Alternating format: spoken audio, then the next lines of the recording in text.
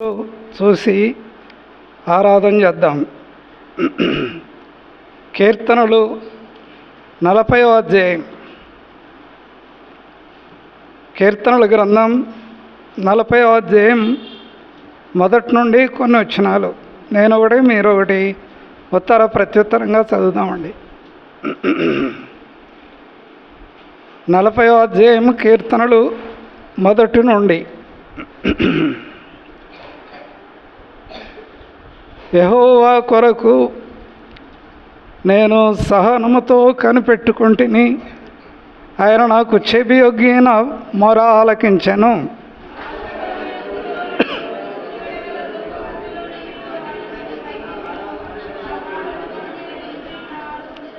తనకు స్తోత్ర రూపముగు కొత్త గీతమును మన దేవుడు నా నోట నుంచెను.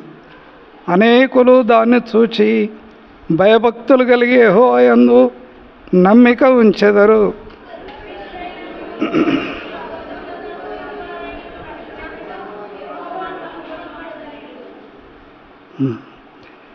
ఆరో వచనం. బలులనైనను నైవేద్యములనైనను నీవు కోరుటలేదు, నీవు నాకు చెవులు నిర్మించి ఉన్నావు. దహన బలులైనను పాపపరిహార్థ బలులైనను నీకు తెమ్మనలేదు. 7వ వచనం.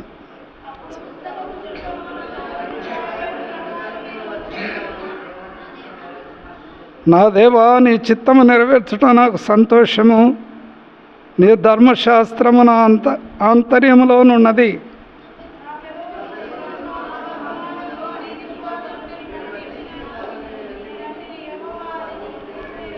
నీ నీతిని నా హృదయంలో ఉంచుకొని నేను ఊరుకుండలేదు. నీ సత్యము నీ మార్గము నేను వెల్లడి చేసి ఉన్నాను. నీ కృపయు నీ సత్యమును మహాసమాజమునకు తెలుప నేను వాటిని మరుగు చేయలేదు.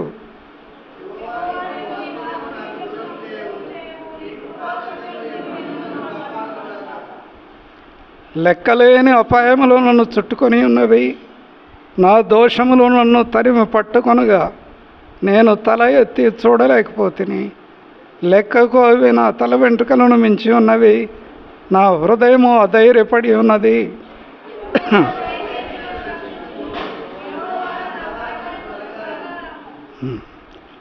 సరే అండి, ప్రార్థన చేద్దాం. ఈ వాక్య భాగాన్ని ప్రభు ఆశీర్వదించి ఆరాధన వర్తమానం ప్రభు ఇచ్చినట్లు. పరిశుద్ధుడు అయిన తండ్రి, నీ ప్రేమను బట్టి వందనాలు. ఆత్మీయమైన ఆశీర్వాదమునిచ్చి కృపనిమ్ము.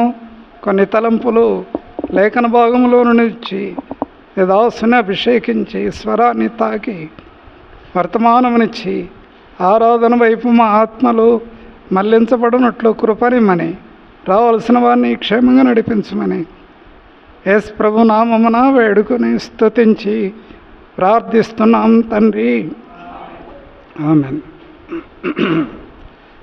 సరే అండి, ఇప్పుడు మొదటి వచ్చిన చదవండి. కీర్తనలు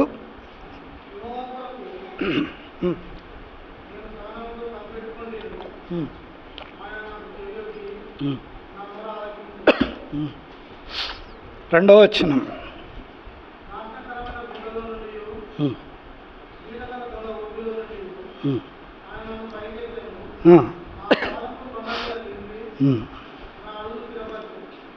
ఈ వాక్యాన్ని చాలాసార్లు మనమే విన్నాం.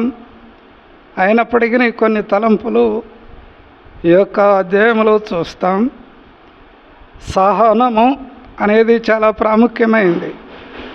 దావీదు మహారాజు సహనముతో కనిపెట్టుకున్నాడట. రెండవది, ఆయన నాకు చెవియొగ్గి నా మొర ఆలకించాడు. దానికి జవాబు అది. మూడవది ఏంటి? 2వ వచనం. జిగటగల దొంగ ఊబిలో నుండి ఆయన నన్ను పైకెత్తాను అని అంటాడనమాట.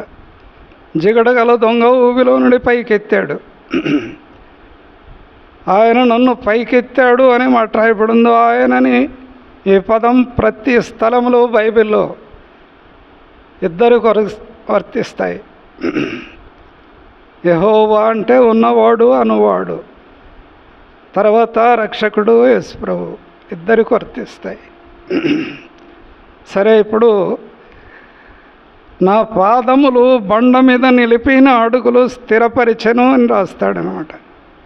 నా పాదములు బండ మీద నిలిపాడు, నా అడుగులు స్థిరపరిచాడు అనేది రాశాడు. ఒకప్పుడు ఎలా దిగిపోయాడంటే ఊబిలోనికి దిగిపోయాడు ఆయన. కారణం ఇది లోకం కాబట్టి. శరీరం, లోకం, మానవ తలంపుల ఆలోచనలు ఒక అగాధములోనికి లేక అంతులేని ఆ యొక్క ఊబిలోనికి దించేది లోకం. ఇది ఎవరు దీనికి మినహాయింపు లేదు. ప్రతి వ్యక్తి కూడా దిగిపోవడానికి ఆస్కారం ఉంది. లోకం పత్రిక, యోహాను పత్రిక.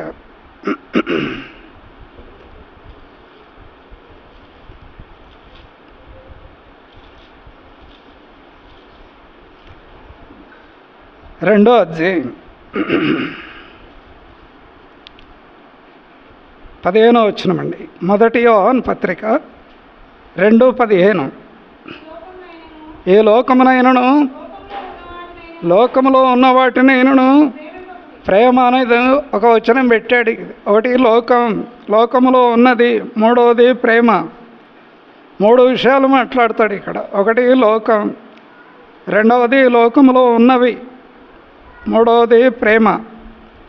ప్రేమ ఎటువైపు అంగీలు చూపిస్తుంది అనేది.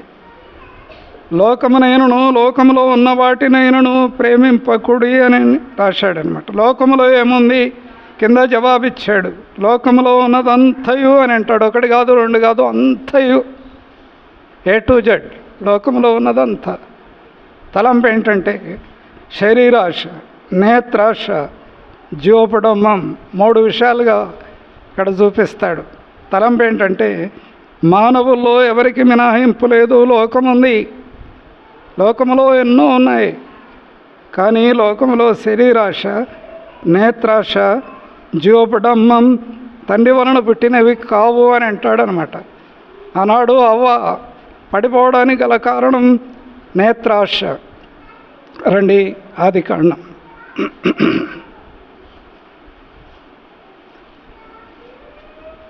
3వ అధ్యాయం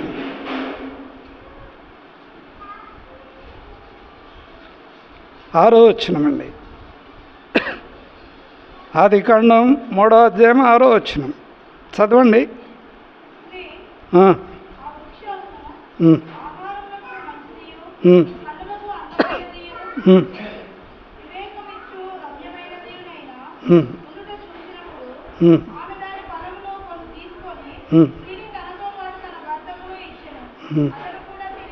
చాలు. స్త్రీ ఆ వృక్ష ఫలమును ఆహారమునకు మంచిది, ఒకటి కన్నులకు అందమైంది, మూడవది వివేకమునిచ్చు రమ్యమైనది చూసిందట. అలా చూసింది, తన కన్నులకు అలా కనపడిందనమాట. వర్ణన: స్త్రీ వృక్ష ఫలము ఆహారమునకు మంచిది, రెండవది కన్నులకు అందమైంది, వివేకమునిచ్చు రమ్యమైనది ఉండుట చూచిందట. కన్నులతో తాను దేవుని మీద నిబంధనను కోల్పోయింది అనేది ఒక ఆత్మీయమైన తలంపు. లోకము ఆనాడే ఆరంభమైంది. నేత్రాశ. 31 యోబు గ్రంథం. యోబు గ్రంథం 31 మొదటి వచనం. చాలు. అవ్వ ఎందుకు చేసుకోలేకపోయింది కన్నులతో నిబంధన అని అంటే అప్పటి వరకు అవ్వకు అర్థం కాలేదు. కేవలం ఎవరితో నిబంధన చేసుకోవాలి అనేది. దేవుడు కన్నులు ఇచ్చాడు చూడడానికి, కానీ ఆ స్త్రీ వృక్ష ఫలమును చూసింది. తోటలో ఎన్నో చెట్లు ఉన్నాయి, రకరకాల చెట్లు, జీవానికి మూలమైనవి, విటమిన్, ఆహారం, అన్ని విధాలుగా దేవుడు ప్రతి వృక్ష ఫలమును అభ్యంతరం లేకుండా తినమని చెప్పాడు అన్నాడు. నీకు అభ్యంతరం ఉండదు, నీకు కావలసినన్ని ఫలాలు తిను, ఒకటే తినొద్దు, ఒకటే ఆజ్ఞ ఇచ్చాడు ఆయన. కానీ కన్నులతో నిబంధన చేసుకోలేకపోయింది దేవునితో. దేవుని మాటను పక్కన పెట్టి మరి వర్ణన తలంపులు వచ్చినాయి. చూడడానికి రమ్యంగా ఉంది, ఆహారానికి మంచిది, తినొచ్చు, తెలివి వస్తుంది, జ్ఞానం వస్తుంది, రకరకాలుగా ఆలోచనలు వచ్చినాయి. ఎప్పుడైతే రూటు తప్పితే ఎడిపోతాడో తెలియదు వ్యక్తి ఎవరైనా కానివ్వండి. దైవ మార్గాన్ని తప్పితే ఆ గమ్యం ఎటు అనేది అర్థం కాదు.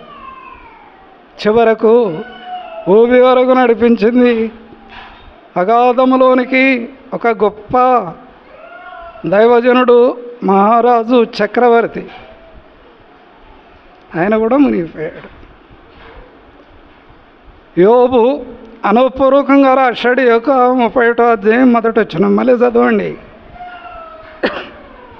మొదటి వచనం. చాలమ్మా. నేను నా కన్నులతో నిబంధన చేసుకున్నాను అని అంటాడనమాట. చూసిందంతా బంగారం కాదు, మెరిసేదంతా బంగారం కాదట. ఆత్మీయమైన తలంపు, రమ్యంగా కనపడే ప్రతిది కూడా నకిలీ అనేది. లోకం కూడా నకిలీతో నింపబడింది, అజ్ఞానముతో నింపబడింది. ఆకర్షణ కొరకు ఈ యొక్క బాహ్య సంబంధమైన ఆ యొక్క మెరుపులు. తలంపు ఏంటంటే అనుభవపూర్వకంగా యోబు రాశాడు, నేను ఎలా నా నిబంధన చేసుకోవాలి నా కన్నులతో నా దేవుని దగ్గర. అనుభవంతో అన్నీ అనుభవించి, కష్టాలు, శ్రమలు, ఇబ్బందులు, దుఃఖము, రోదన, కన్నీళ్ళు ఇవన్నీ కూడా అనుభవించిన తర్వాత రాస్తాడనమాట. ఇది అనుభవపూర్వకంగా రాశాడు. లోకం అంటే ఏంటి? లోక సంబంధమైన కార్యకలాపాలు ఎలా ఉంటాయి? ఒకప్పుడు ఎలా ఉన్నాను, ఇప్పుడు ఎలా ఉన్నాను. 29 యోబు. త్వరగా రండి, యోబు 29 మొదటి వచనం.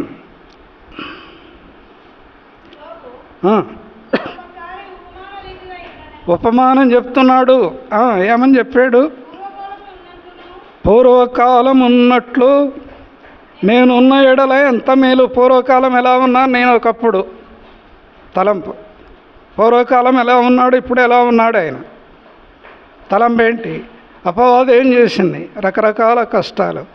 ఒక సబ్జెక్టు, ఒక తలంపు కొరకు యోబుని విషయం. ఒకప్పుడు నేను ఎలా ఉన్నాను, ఇప్పుడు ఎలా ఉన్నాను.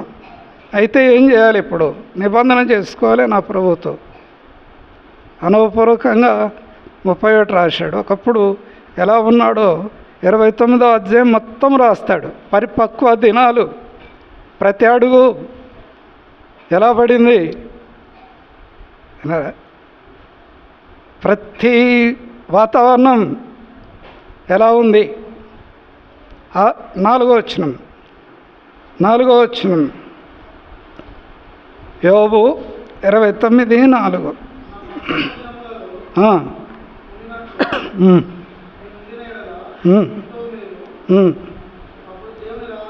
దేవుని రహస్యము నా గుడారం పైగా ఉండేను అని రాస్తాడనమాట. దేవుని రహస్యం నా గుడారం మీద ఉంది. దేవుడు రహస్యాలన్నీ బయలుపరిచి ఆత్మీయంగా కంచె వేసి, అడుగడుగున ఆశీర్వాదమునిచ్చి, చుట్టూ కంచె వేసి, పిల్లలు, తన ఆయుస్సు, తన క్షేమస్థితి అంతా రాస్తాడు. కానీ చివరకు అపవాది మోసం చేసి యోబును వైదొలిగించడానికి రకరకాల ప్రయత్నాలు చేశాడు.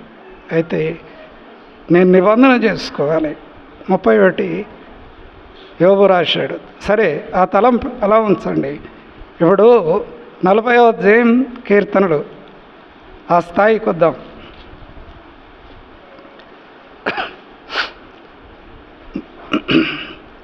మన అంశం ఏంటంటే లోకము నాశనకరమైన గుంట, జిగటగల దొంగ ఓవి. అదనమాట. అలాంటి లోకంలో నుండి ఒక వ్యక్తిని బయటికి తీయడం, ఒక వ్యక్తిని స్థిరంగా నిలపటం, అడుగులు స్థిరపరచడం, ఇది ప్రాముఖ్యమైనది. ఒక వ్యక్తి ఎక్కడో ఊబిలో దిగపోయేవాడు పైకి లేవనెత్తి అడుగులు స్థిరపరిచి బండ మీద నిలిపాడు. అందుకు ఆరాధన చేస్తాను నేను. 69 కీర్తనలు ఓ తలంపు ఉంది అందులో.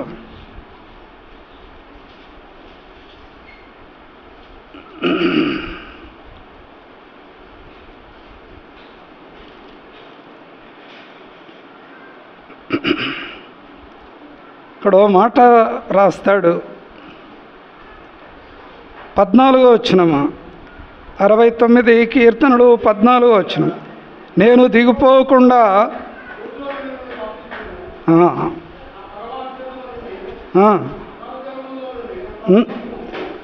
14వ వచనం, నేను దిగిపోకుండా ఊబిలో నుండి నన్ను తప్పించుము అని అంటాడనమాట. తప్పించడానికి ఒక ఆస్కారం ఉంది, అవకాశం ఉంది. రెండవది ఆస్కారం ఉంది. దిగిపోవడానికి అవకాశం ఉంది, రెండవది దానికి ఆస్కారం కూడా ఉంది. తలంపు ఏంటంటే ఒక వ్యక్తి దిగిపోగలడు, ఒకవేళ దిగిపోయిన వ్యక్తిని పైకి లేపే అవకాశం కూడా దేవుడు ఇస్తాడు చేస్తాడు అది. కాబట్టి మనమందరం కూడా ఒకనాడు లోకమనే ఊబిలో దిగిపోవడానికి సిద్ధంగా ఉండి దిగిపోయిన వాళ్ళం ఆల్రెడీ అన్నారా. ప్రభు కృపను బట్టి బలమైన హస్తము ద్వారా ఊబిలో నుండి పైకి లేవనెత్తాడు. 18వ అధ్యాయం కీర్తనలు.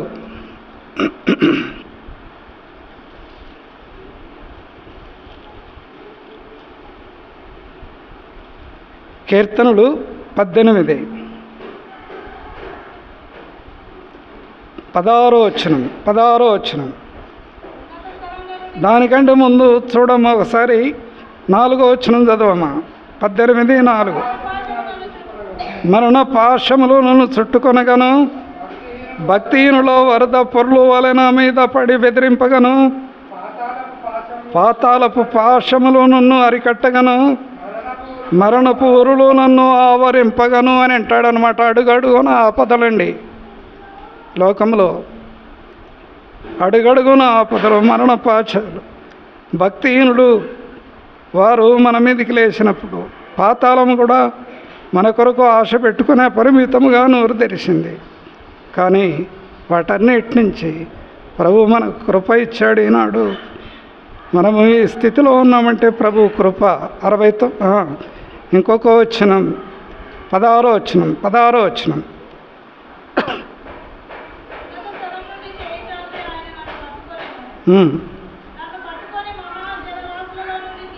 అదనమాట. ఎవరు? ఉన్నత స్థలములో నుండి చేయి చాపాడట. ఎవరా చెయ్యి? బలిష్టమైన చెయ్యి. ఎవరా హస్తం? ఎలా చాపాడు?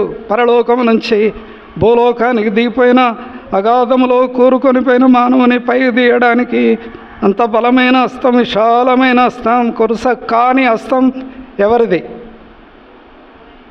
మానవుడు తగినంత వరకు సాయం చేయగలడు, చేయూతనివ్వగలడు, చేయందిస్తాడు. తలంపది మానవుడు. తల్లి కానీ తండ్రి కానీ మానవ ప్రేమ ఒక వ్యక్తిని లిఫ్ట్ చేయాలంటే, లేక పైకెత్తాలంటే, ఒక పైకి తీసుకురావాలంటే అందంతవరకు ఆ వ్యక్తికి సాయం చేస్తాడు. అవతల దేవుడే దిక్కను వదిలిపెడతాడు. అర్థమైందా? కానీ విశాలమైన హస్తం ఆకాశములో నుండి చేయి జాపి, ఉన్నత స్థలములో నుండి చేయి జాపి అగాధములో ఉన్న మానవుని పై తీయడానికి హస్తం కొరస కాలేదు ఆయనది. ప్రేమామయుడు. ఆయన హస్తం అలాగ విశాలపరచబడింది. ఆయన ప్రేమ ఆ రీతిగా మానవుని పైకి లేపడానికి ఆ హస్తం యొక్క శక్తి చాలా గొప్పది అన్నారా. ఒకప్పుడు మనం కూడా అవలాగా ఆలోచనలో ఉండి దేవునికి దూరమై దావీదులాగా అగాధంలోనికి దిగిపోయినప్పుడు అనేక శ్రమల పాలు చేసి రక్షణ కలగడానికి దేవుడు సదుపాయం కలిగించి నిబంధన చేసుకొని దేవుని సన్నిధికి రావడానికి కృప ఇచ్చాడు. స్టెప్ బై స్టెప్, అడుగడుగున, మెట్టున దేవుడు కార్యాలు చేశాడు. 40వ అధ్యాయం 2 కీర్తనలు.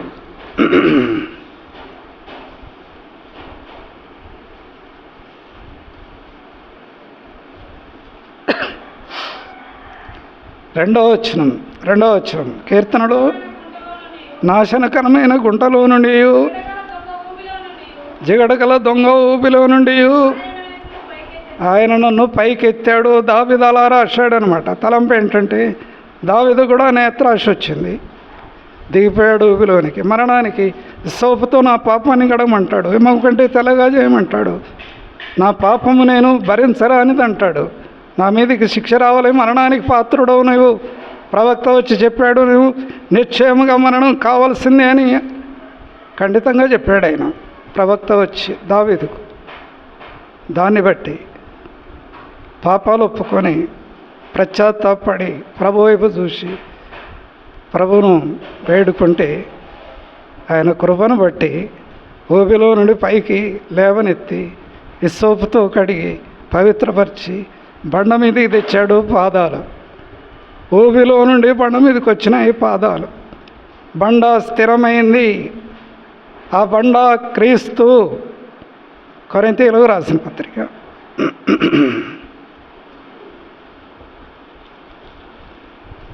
10వ అధ్యాయం 1 కొరింథీ 10 చూడండి ఒకసారి. తీసిన వాళ్ళు చదవండి. 1 కొరింథీ ఏలయనగా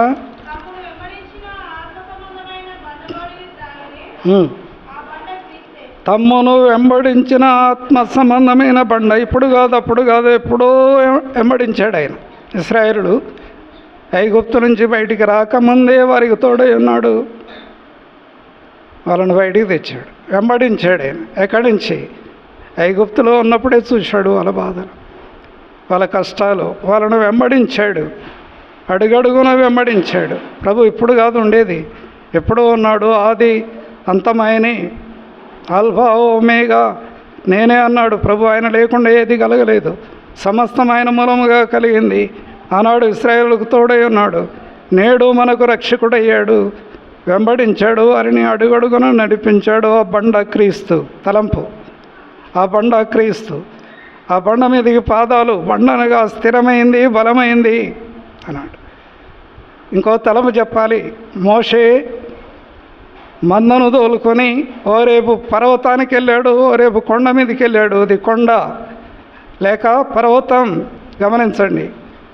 32 నిర్గమాకాండం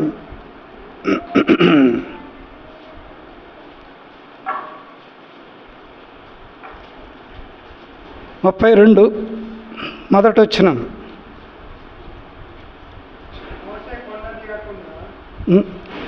సరే, 3వ అధ్యాయం నిర్గమకాండం 3వ అధ్యాయం మొదటి వచనం. నిర్గమకాండం 3వ అధ్యాయం.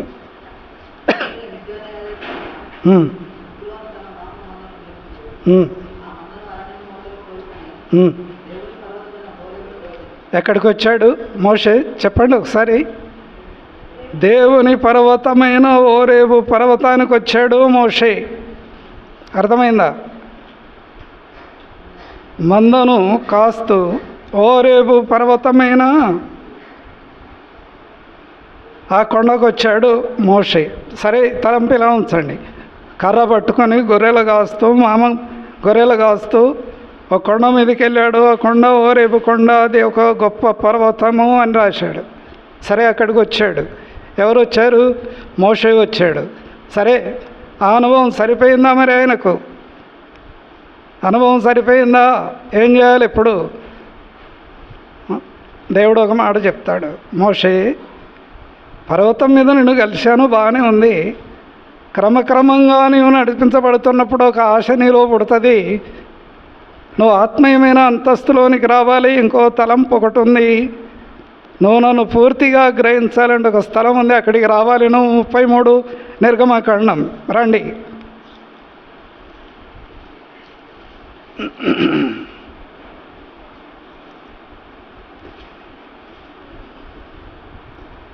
నిర్గమకాండం 33:17 వచనం నుంచి కొన్ని వచనాలు అర్థమైతే చదవండి. 17 నిర్గమ 33:17.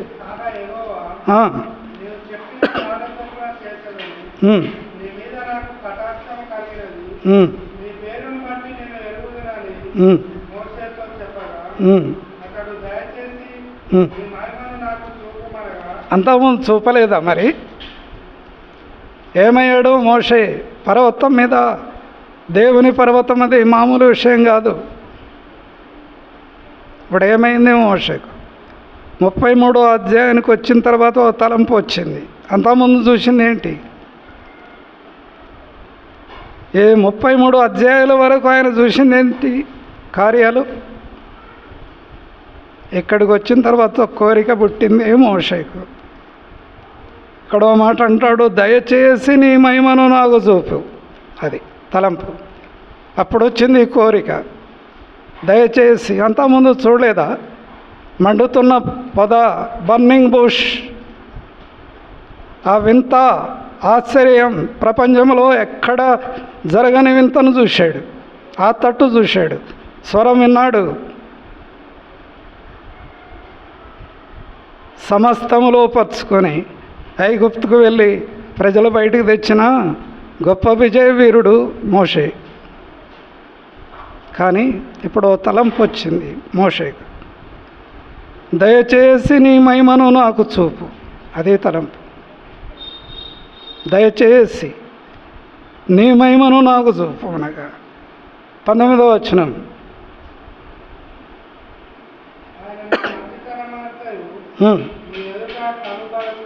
ఇంతకుముందు కనపరిచిందంతా మంచితనం.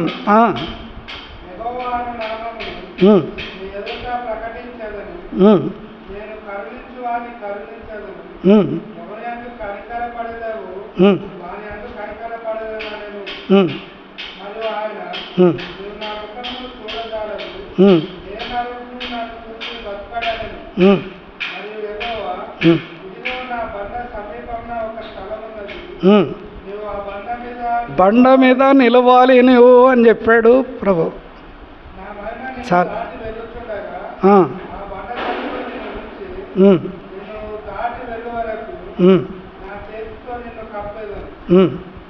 చాలు. 23వ వచనం,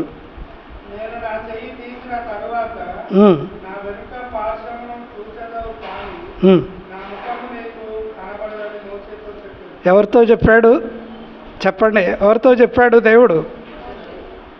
నీకు నాకు ఏం చెప్తున్నాడు మరి?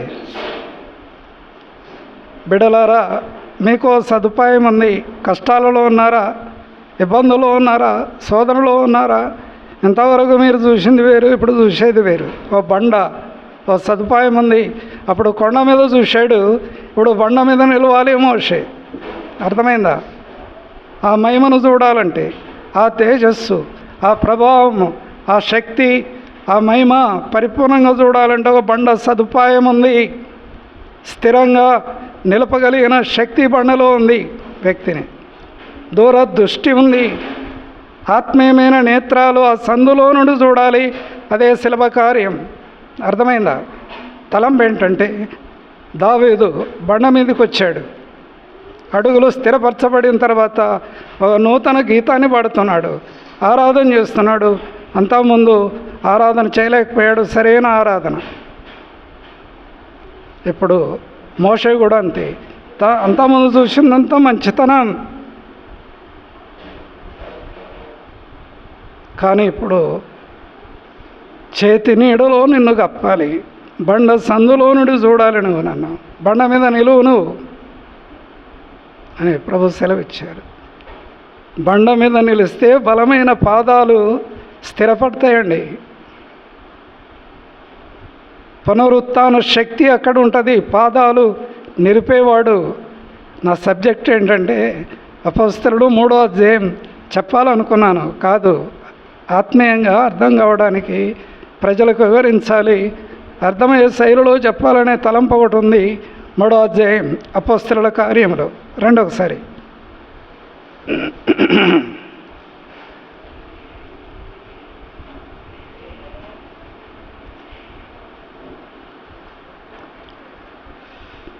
మొదట వచ్చినమండి.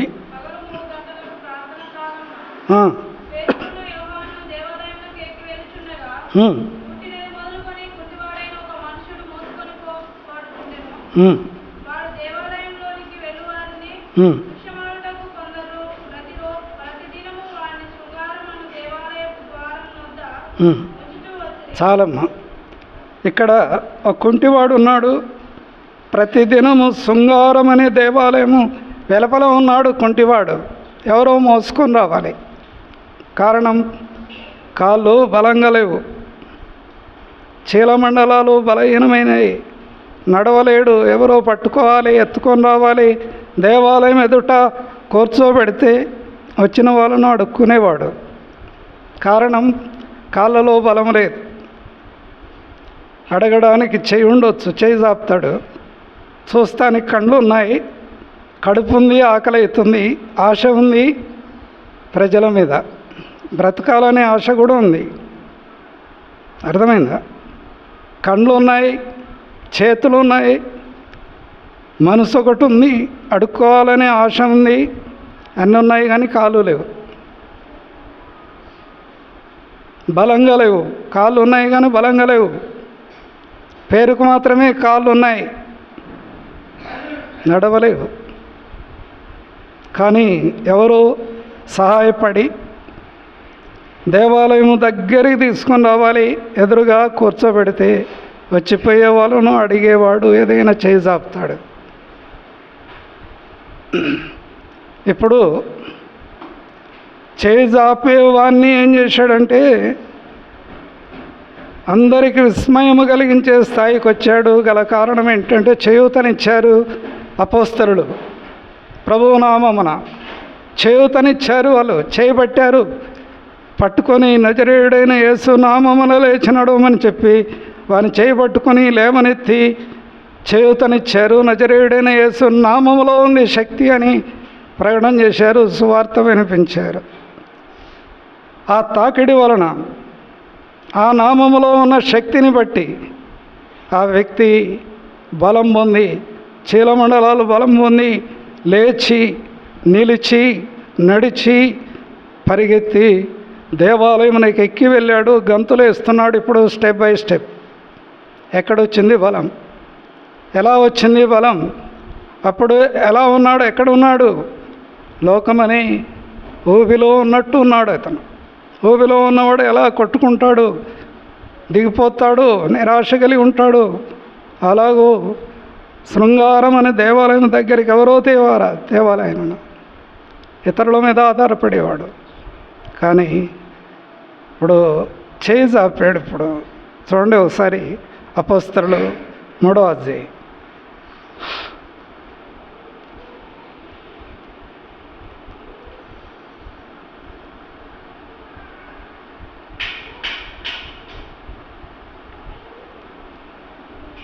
ఇక్కడ మాట ఉంది చూడండి.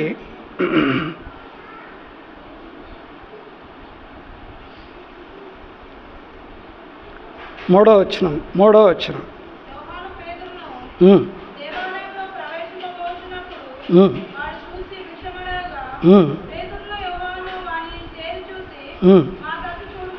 మా తట్టు చూడుమనిరి అనే మాట రాయబడుతుంది. కళ్ళు ఉన్నాయండి ఆ వ్యక్తికి, గుడివాడు కాదు, కళ్ళు ఉన్నాయి, అడుక్కోవడానికి చేతులు ఉన్నాయి, తినడానికి ఆ యొక్క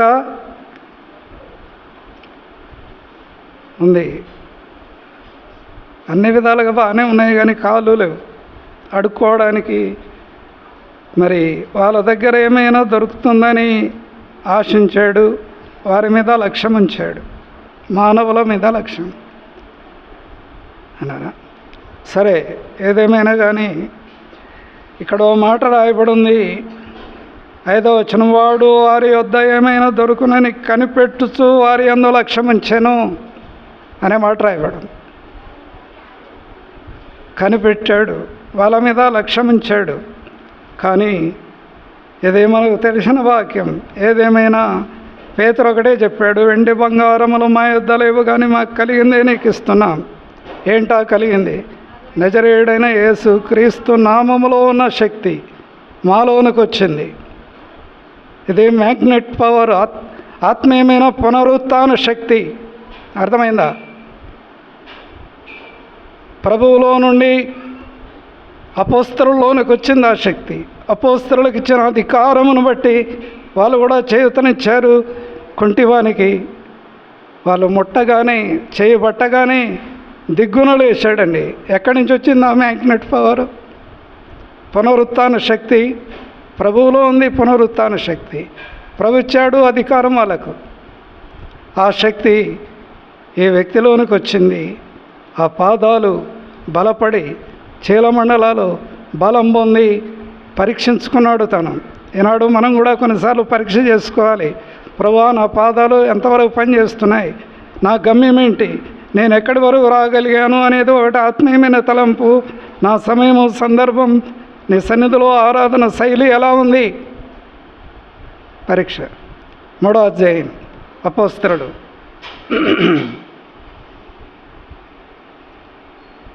7వ వచనం.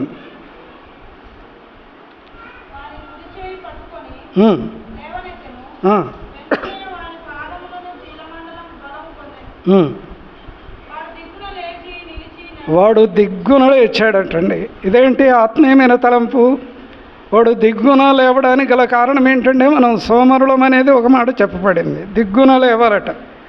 తలంపు ఏంటంటే, వాడు దిగ్గున లేచాడు, 2వది నడిచాడు, 3వది గంతులేశాడు, 4వది దేవాలయంలోనికి వెళ్ళాడు, దేవుని స్తుతిస్తున్నాడు, దేవుని ఆరాధన చేస్తున్నాడు. అందరికీ విస్మయం కలిగింది, పరవశులయ్యారు. తలంపు ఏంటంటే, నా పాదాలు బండ మీద నిలుపు, నా అడుగులు స్థిరపరచు.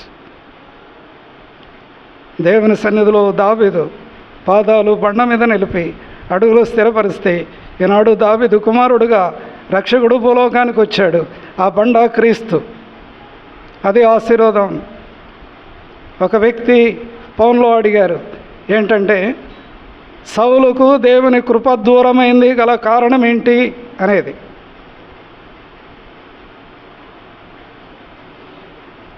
అందరిలో అందగాడు, ఎత్తైన వాడు, చూచుటకు సుందరమైన వాడు, భుజాలు మొదలుకొని తాను అందరికంటే ఎత్తైన వాడు, చూచుటకు సుందరమైన వాడు. కానీ ఏమైంది? కృప దూరమైంది అన్నారా? రాజుల గ్రంథం 2 ఒకసారి.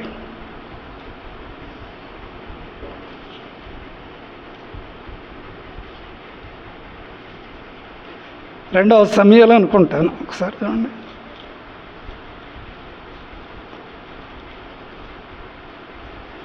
7వ అధ్యాయం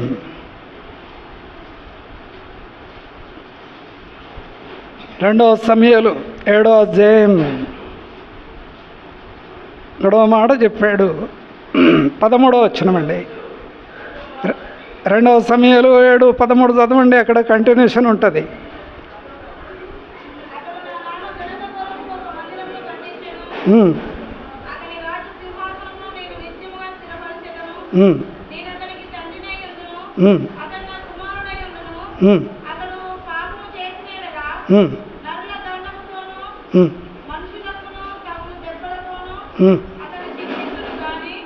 కానీ అని రాశాడు.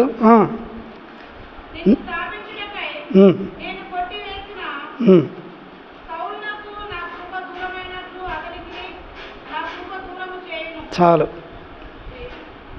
ఇప్పుడు ఏం కావాలి మనకు? కృప కావాలి. కృప ఎవరి దూరమైంది? సౌలుకు దూరమైంది. అందరికంటే ముందున్నవాడు, అందరికంటే అందగాడు, అందరికంటే యుద్ధవీరుడు. ఇతని వంటి వాడు ఇశ్రాయేలులో బెన్యామీనులో ఎవడూ లేడు. కానీ కృప దూరమైంది. దేవుని ఆజ్ఞను పక్కన పెట్టాడు, దేవుని స్వరాన్ని పక్కన పెట్టాడు, దేవుని ఆశీర్వాదాన్ని పక్కన పెట్టాడు. తిరుగుబాటని, ఆ యొక్క మూర్ఖత్వాన్ని కనుపరిచాడు. అందుకే దావీదుకు కృప చూపించాడు, సౌలుకు కృప దూరమైంది. కృపను బట్టి బండ మీదికి పాదాలు తెచ్చాడు, నిలిపాడు, రాజ్యాన్ని స్థిరపరిచాడు. ప్రకటన గ్రంథం వరకు దావీదు వేరు చిగురు, స్థిరమైన వాడు. అర్థమైందా? స్థిరమైన వాడు, స్థిరమైన బండ మీదకి వచ్చాడు ఆయన. ఆ బండ క్రీస్తు. అదే రీతిగా మనం కూడా ఒకప్పుడు దేవునికి దూరస్తులం.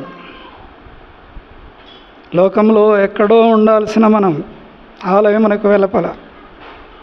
ఈనాడు దేవుడు కృప చూపించి, రక్షణ ఇచ్చి, కాపాడి, ఎన్నో శోధనలు, ఇబ్బందులు, కష్టాలు, వ్యాధులు, బాధలు, క్షణమాత్రములో ఏమైద్దో అర్థం కాని స్థితి.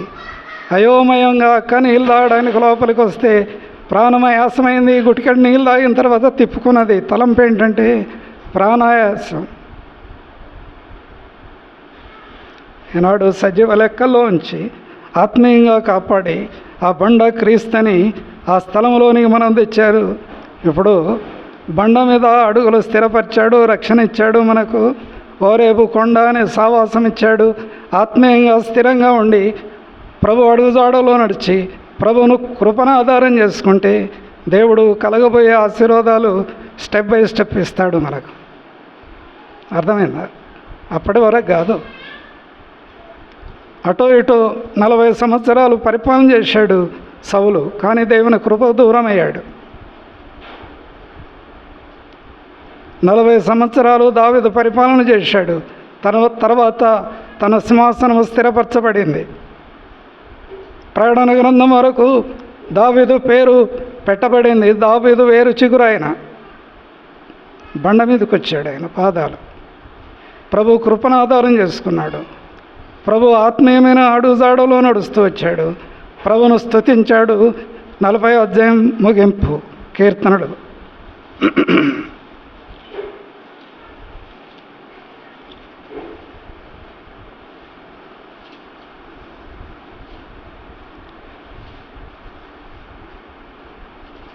ఇక్కడ ఓ మాట చెప్తాడు.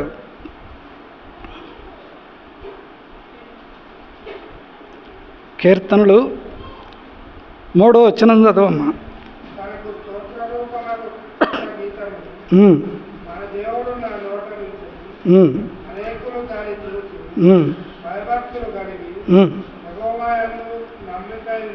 ఇదే మన సబ్జెక్టు. తనకు స్తోత్ర రూపముకు కొత్త గీతం మన దేవుడు నా నోట నుంచాడు. దాని కొరకు బండ మీదకి తెచ్చాడు. కొత్త గీతాన్ని అంతరంగంలో ఉంచాడు. పెదవులు మూసుకోలేదు, ఆరాధన చేశాడు. గర్విష్ఠులందరూ కూడా సిగ్గుపడ్డారు.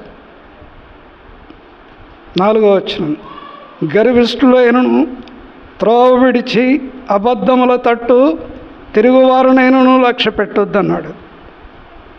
యెహోవా యందు నమ్మిక ఉంచువాడు ధన్యుడు అని వ్రాయబడింది. కాబట్టి రక్షణ ఎందుకు ఇచ్చాడు? ఈ స్థలానికి ఎందుకు తెచ్చాడు? రక్షణ ద్వారా మనకు కలిగిన మేలేంటి, మనకిచ్చిన వాగ్దానాలు ఏంటి, మనలో ఎలా సంరక్షిస్తున్నాడు, ఎలా ఆదుకుంటున్నాడు అడుగడుగున. ఎన్నోసార్లు తప్పే స్వభావం కలిగిన మనలను అడుగడుగున ఆదరించి స్వరాన్ని వినిపించి కుడి ఎడమలు తిరిగిన బిడ్డ ఈ మార్గంలో నడవాలి, నీ పాదాలు మాత్రం బండ మీద ఉండాలి, స్థిరంగా ఉండాలి, ఆత్మీయమైన మార్గంలో ఉండాలి. ఓరేపు కొండని ఆ స్థాయికి తెచ్చాను నేను. ఆ బండ మీద నిలువు, ఆరాధన చేయి, నన్ను స్తుతించు, ఘనపరచు. అప్పుడు నీకు ఆత్మీయమైన ఆశీర్వాదం చివరి వరకు అంతవరకు తోడే నడిపించి చిరకాలపు దీవెనలు, శాశ్వతమైన వాగ్దానాలు ఇచ్చి వాటిని నెరవేర్చి నా కృప గొప్పదన్నాడు. నేను ఒక ఎంగేజ్మెంట్ చేశాను ఊర్లో. అటు ఇటు తిరిగి వరుసలని కలుపుకొని వస్తే వాడు రక్త సంబంధి. అటు ఇటు సిరిపేట చుట్టూ తిరిగి ఎక్కడికి వచ్చాడంటే ఓ పల్లెటూరుకు వచ్చాడు. అర్థమైందా? ఎట్టొచ్చారో వెనకటి వాళ్ళంటే నువ్వు ఎట్లొచ్చావు ఇక్కడికంటే ప్రభు నడిపిస్తే వచ్చానని చెప్పాడు వాడు. తలంపు ఏంటంటే రోమీయులకు రాసిన పత్రిక 8వ అధ్యాయం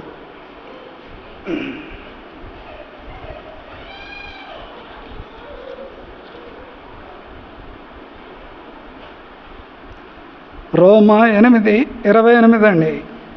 దేవుణ్ణి ప్రేమించు వారికి అనగా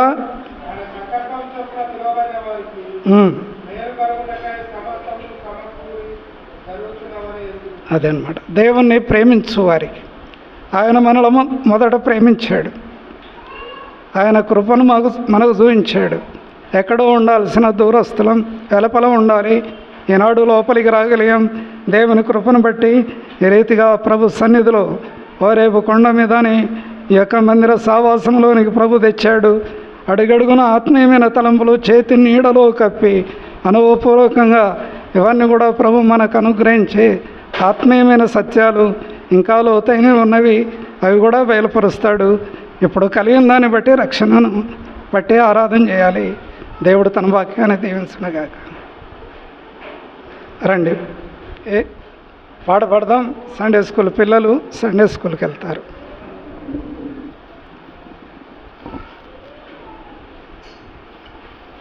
రండి పాట పాడి బ్రదర్స్.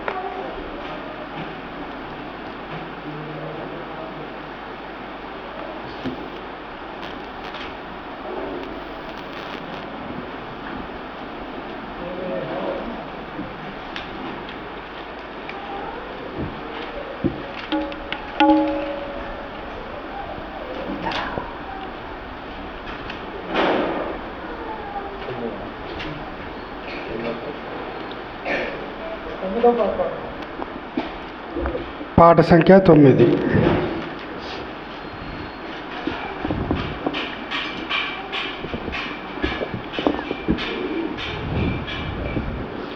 నీవే యెహోవా నా కాపరివి, నీవే యెహోవా నా కాపరివి, నాకేమి కొదువా లేదిలలో, నాకేమి కొదువా లేదిలలో, పచ్చిక గలతో నన్ను చేర్చి స్వచ్ఛమగు జలముత్రగనిచి, పచ్చిక గలతో నన్ను చేర్చి స్వచ్ఛమగు జలముత్రగనిచి, నా ప్రాణమునకు సేదాను దేచి, నా ప్రాణమునకు సేదాను దేచి, నన్ను నడుపుము నీతి మార్గమున, నన్ను నడుపుము నీతి మార్గమున, నీవే యెహోవా నా కాపరివి, నీవే యెహోవా నా కాపరివి, నాకేమి కొదువా లేదిలలోన,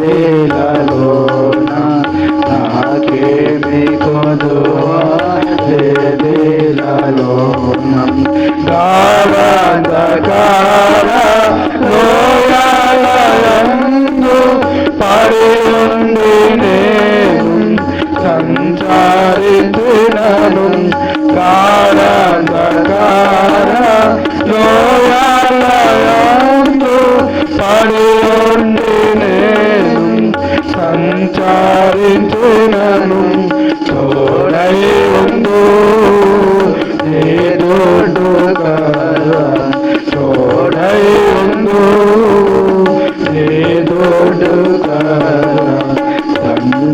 దండముతోనే ఆదరించెదము దండముతోనే